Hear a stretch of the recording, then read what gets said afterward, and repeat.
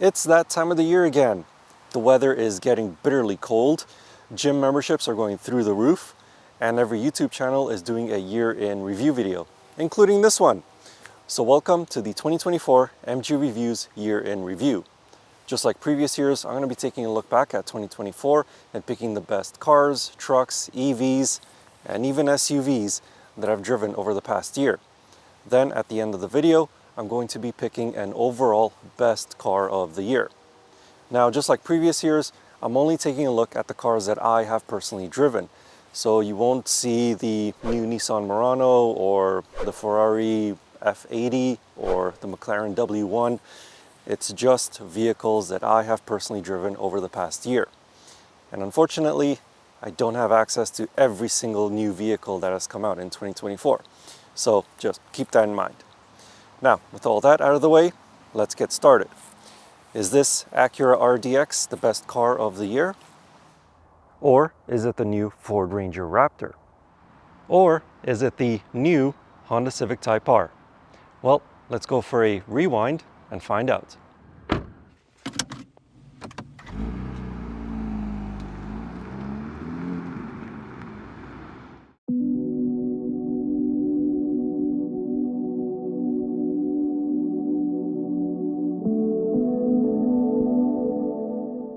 First, I want to give a couple of honorable mentions. One is for the only motorcycle that I rode this year, the Honda SCL 500. This is a good bike for beginners who also want to dabble in a bit of light off-roading. The second honorable mention goes to the first cargo van I've ever driven on this channel, the Mercedes-Benz e-Sprinter. This is arguably the most unique vehicle I've driven this year. To my surprise, it's not that bad to drive. It has a comfy ride, and of course, it has lots and lots of cargo space. Now, moving on to the best cars of the year and starting off with the affordable cars category. It's not a very big category as I've only driven two cars all year that cost less than $32,000 Canadian. They are the Honda Civic and the Nissan Altima. Of the two, the better one is the Honda Civic. It's spacious, pretty good to drive, and for 2025, it gains an efficient and quite powerful hybrid engine. I expect to see a review of that one a little bit later in the year. Moving on to luxury cars, and this category has a few more candidates. These include the Lexus IS 300, Volvo V60 Polestar Engineered, Acura TLX Type S, Alfa Romeo Giulia Quadrifoglio, Mercedes-Benz CLE 300 Cabriolet, and the Mercedes-Benz E450. The E450 is easily the most comfortable car in this list, but I can't stand Mercedes' current interior design language with all of those capacitive touch controls and touchscreen functions. The Acura TLX Type S came a very close second in this subcategory because it's fun to drive and it's less expensive than most of the cars on this list. The Alfa Giulia is also a close runner-up because it's arguably the best driving car I've experienced all year. But the overall winner in this subcategory is the Volvo V60 Polestar Engineered. It's a car that does everything. It's fun, it's spacious, and it's a plug-in hybrid. Plus, just look at it. I think it looks stunning. Now on to the fun stuff, the best sports car I've driven this year. These included the Mazda MX-5, Honda Civic Type R, Hyundai Elantra N, Ford Mustang EcoBoost, and the Mini Cooper S. The shortlist is between the Civic Type R and the Elantra N. The Hyundai is less expensive and can be yours even if you don't know how to drive a car with a manual transmission. But overall, the Civic Type R is sharper, more engaging, and a more exhilarating sports car, making it my best sports car of the year.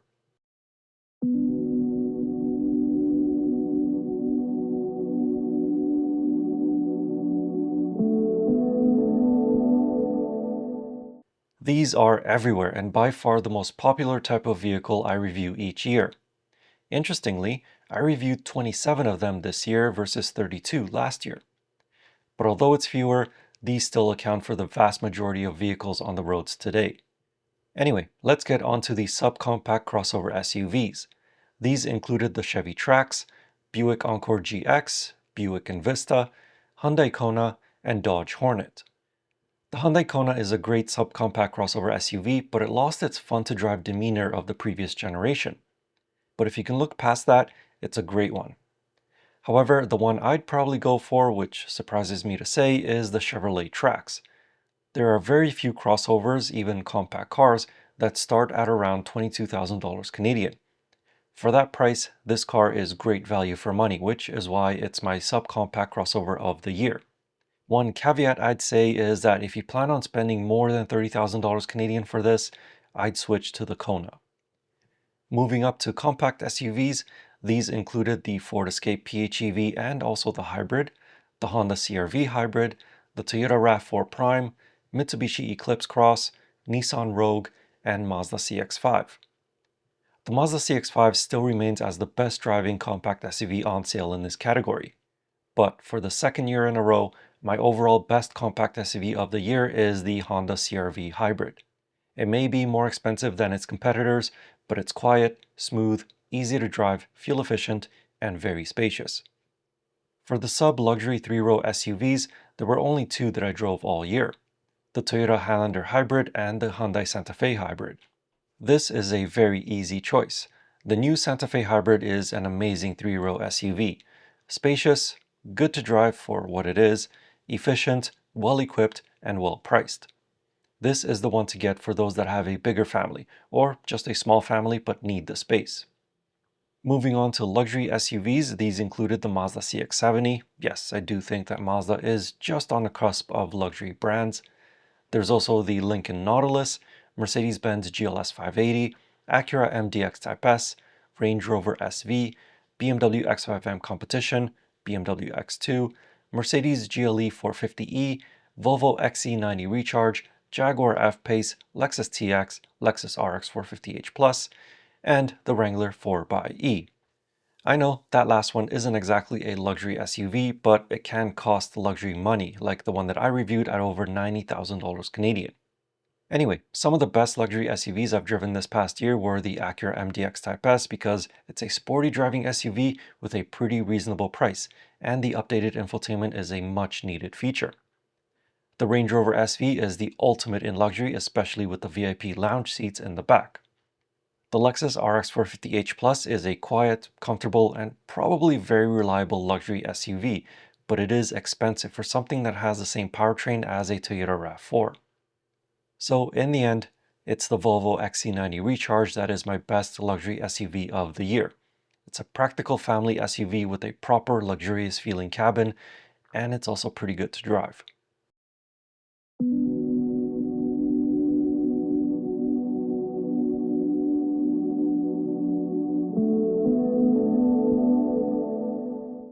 I drove quite a few pickup trucks in the past year, almost all of them.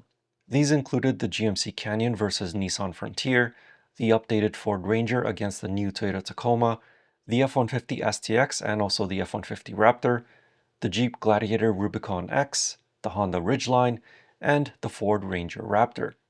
This is probably the most trucks I've driven all year, and yet only one of them really stood out this year. That truck is the new Ranger Raptor. Not only does it get off-road goodies like its bigger F-150 brother, but it's also lighter, it doesn't feel as cumbersome on city streets, and it's significantly less expensive. Sure, it can't tow as much as the F-150 Raptor, but if you need a truck to tow a lot, you wouldn't be buying an off-road focused truck, right?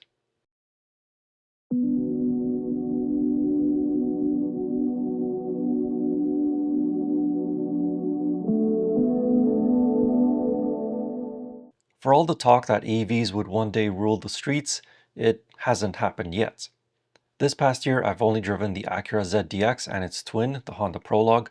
I drove the rear-wheel drive version of the Polestar 2, the front-wheel drive Hyundai Kona Electric, the Mercedes-Benz EQE SUV, the Kia EV9, the BMW i5 M60, and the Hyundai Ioniq 5N.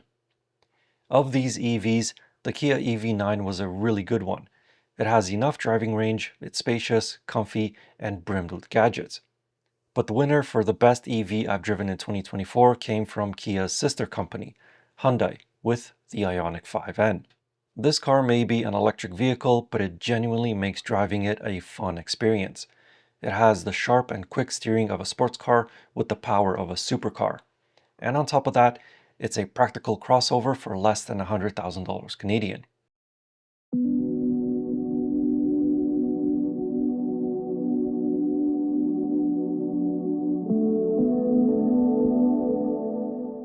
Before we get on to the 2024 car of the year, let's listen to some of the best sounds of the year.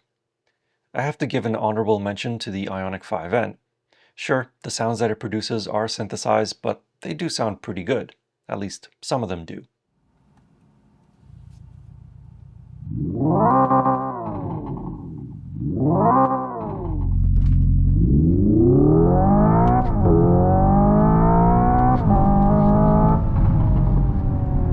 But that's what software sounds like.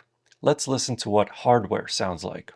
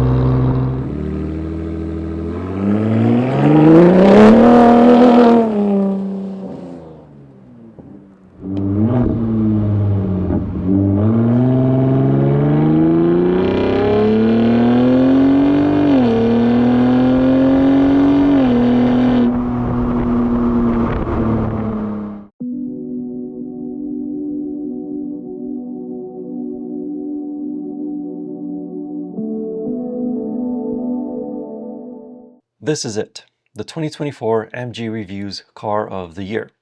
In previous years, the Genesis GV70, BMW M4 xDrive Competition, and the Acura Integra Type S have been my choices for the best cars of the year.